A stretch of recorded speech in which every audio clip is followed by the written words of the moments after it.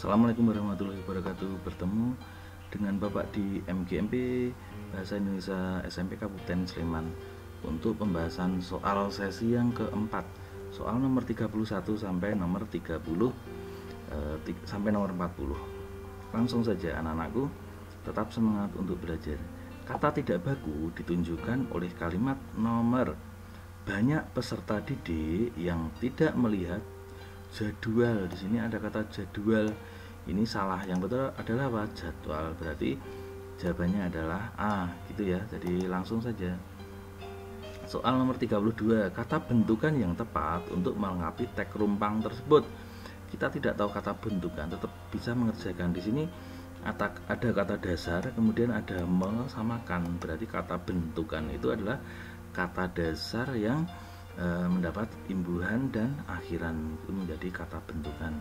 Kita baca BMKG atau Badan Meteorologi, Klimatologi dan Geofisika titik-titik musim penghujan mengira, diperkirakan, mengira-ira atau memperkirakan. Mengira-ira itu kan tidak ada dasarnya. Diperkirakan ini kan berarti kata kalimat aktif, berarti bukan diperkirakan, berarti memperkirakan atau mengira. Jawabannya tunggal ya, berarti memperkirakan. Musim penghujan di tanah air masih berlangsung hingga pertengahan. Mempertengahkan, pertengahan. Jawabannya adalah A, jelas kalau ini. Nomor 33, alasan ketidaktepatan penggunaan kata daripada pada kalimat tersebut karena daripada dia lebih rajin daripada saya. Jadi daripada itu sebenarnya untuk membandingkan ya. Tapi di sini kita lihat nilai maksimal yang kalian peroleh kali ini adalah hasil daripada jerih payah selama di sekolah ini. Di sini ada nilai maksimal, tapi tidak ada hubungan membandingkan pada kata daripada ini. Berarti ini kesalahannya apa? Kata daripada di sini tidak untuk membandingkan. Ya, berarti jawabannya ini ya. Kata daripada pada kutipan tersebut tidak untuk membandingkan. 34, agar menjadi paragraf padu. Berarti kalimat nomor 4 di sini tidak padu. Kita lihat dulu tidak padunya. Sapardi Djoko Darmono adalah seorang penyair terkemuka Indonesia. Penyair kelahiran Solo ini sudah menulis puisi sejak SMP. Oh ya, ini Sapardi Djoko Darmono ini seorang penyair ya. Penyairnya ini menulis puisi. Jadi di sini ada kata menulis puisi. Jadi yang dibahas adalah puisi. Kita lihat kalimat kedua, buku puisinya ya. Jadi di paragraf ini lebih membahas buku puisinya. Pertama berjudul Dukamu Abadi. Puisi-puisi Sapardi begitu disukai. Di sini masih bahas puisi lagi, disukai dan dikenal masyarakat karena kata-kata yang digunakannya begitu sederhana. Berarti di sini bahas puisinya. Pengertian dari kata-kata sederhana adalah tidak rumit dan tidak begitu sulit. Ya, di sini kalimat keempat ini tidak membahas tentang puisinya, tapi membahas pengertian kata-kata sederhana tersebut. Berarti kalimat keempat di sini kalimatnya tidak padu. Berarti nanti kita ganti supaya padu. Salah satu puisi karya Sapardi Djoko Darmono. Nah, di sini salah satu puisi berarti sebenarnya membahas puisi, bukan bahas kata-kata ini. Otomatis jawaban keempat itu harus membahas tentang, betul, berarti membahas tentang puisi. Kita lihat yang membahas puisi, sehingga beberapa di antaranya sangat populer di karangan sastrawan atau umum. Ini kan berarti membahas puisi, karena di sini membahas yang populer itu apa? Puisinya. Berarti jawaban A bisa jadi, karena jawaban B belum kita koreksi. Sekarang jawaban B, Sapardi Djoko Darmono lahir. Di sini malah membahas lahirnya, berarti biodatanya, berarti bukan ya biografinya. Beliau adalah alma mater, ini bukan bahas puisi, berarti tidak padu lagi. Beliau berkarya sebagai sastrawan, itu bukan bahas puisinya, berarti jawaban yang paling tepat adalah A. Soal nomor 35, alasan ketidaktepatan penggunaan kata asing pada kalimat tersebut. Mulai sejak muncul pandemi COVID-19, peserta didik melaksanakan pembelajaran jarak jauh dengan sistem daring. Di situ ada pemborosan kata. Kenapa? Di sini ada mulai. Mulai itu dan sejak itu sama maknanya, berarti tidak efektif. Dari sini ada pemborosan kata. Mulai sejak itu harus dihilangkan salah satu. Sejak muncul pandemi atau mulai muncul pandemi, seperti itu. Berarti jawabannya adalah D, pemborosan kata. Nomor 36, kalimat dengan yang tepat penggunaan tanda bacanya. Penandatanganan SK dilakukan oleh pimpinan instansi. Di sini kalimat berita. Kalau kalimat berita cukup titik saja, bisa ya. Ini bisa jadi mengapa setiap kejahatan seperti itu tidak diusut. Di sini ada kata mengapa.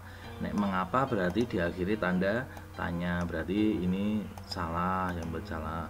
Setiap tanggal 2 semua guru dan siswa berpakaian batik. Ini kalimat berita, tidak usah pakai tanda koma. Setiap tanggal 2 semua, ya seperti itu. Jujurlah, jangan memutarbalikkan kata-kata seperti ini. Ini bukan kalimat tanya, ini harusnya tanda seru. Ya seperti itu. Berarti jawabannya apa? Oh ya, setiap tanggal 2, betul ya, berarti jawabannya ada 2 ya. Ini berarti jawabannya 1 dan 3. Jawabannya adalah A. Lanjut.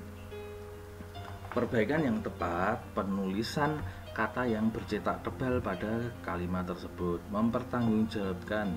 Ini dari kata dasar pertanggungjawaban. Pertanggung jawab, tanggung jawab maksud Bapak. Tanggung jawab itu kalau tidak ada awalan dan akhiran itu dipisah, tetapi ketika ada awalan dan akhiran itu harusnya disambung. Berarti jawabannya A. Tanggung jawab itu dipisah, tapi kalau mempertanggungjawabkan karena ada awalan atau imbuhannya itu disambung. Nomor 38, perbaikan tanda baca berikut yang tepat. Siapakah yang tidak hadir pada les saat ini? Tanya Pak Sunarto. Sunyata, itu berarti di sini ada kalimat, ada kata tanya. Di sini ada kata tanya. Kemudian di sini tidak usah pakai koma, tapi dikasih tanda petik seperti ini. Nah, kemudian di depannya sini karena ini kalimat langsung juga ada tanda petik seperti itu. Jawaban yang sesuai dengan ini adalah betul. Jawabannya adalah B. Kalian pintar. Nomor 39, alasan ketidaktepatan penggunaan ejaran pada kalimat tersebut adalah Gunung Merapi. Di sini nama tempat. Nama tempat itu diawali huruf besar, betul. Yang berada di kota Yogyakarta. Kota Yogyakarta, Y-nya harusnya huruf besar. Selama tahun 2022 sampai 2021 sedang memperlihatkan keaktifannya dengan mengeluarkan awan panas. Berarti Y-nya harus huruf besar, Merapinya harus huruf besar. Berarti nama gunung dan nama kota seharusnya memakai huruf kapital. Jawabannya adalah A. Nomor 40. Di sini nomor 40 itu cuma ada infografis pernyataan yang sesuai dengan tabel. Jumlah pengunjung pada tahun 2018 dan 2019 turun 3,1. Jumlah pengunjung perempuan 2018 dan 2019 turun 3,1. Di sini 31 sampai 36 itu berarti 4, sekitar 4 ya, berarti 3,1 salah. Betul ya, betul.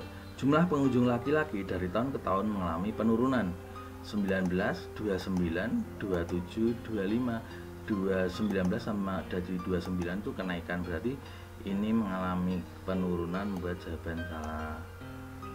Gitu ya. Ya, betul. Ini membuat jawaban salah. Kemudian ini turun 3,1 tadi membuat jawaban salah. C. Jumlah pengunjung pada tahun 2017 dan 2018 sama. 2017 dan 2018 tidak sama, berarti samanya membuat jawaban ini salah. Kemudian D. Jumlah pengunjung paling banyak terdapat pada tahun 2020. Ini ya 69 ya paling besar, berarti jawabannya adalah D.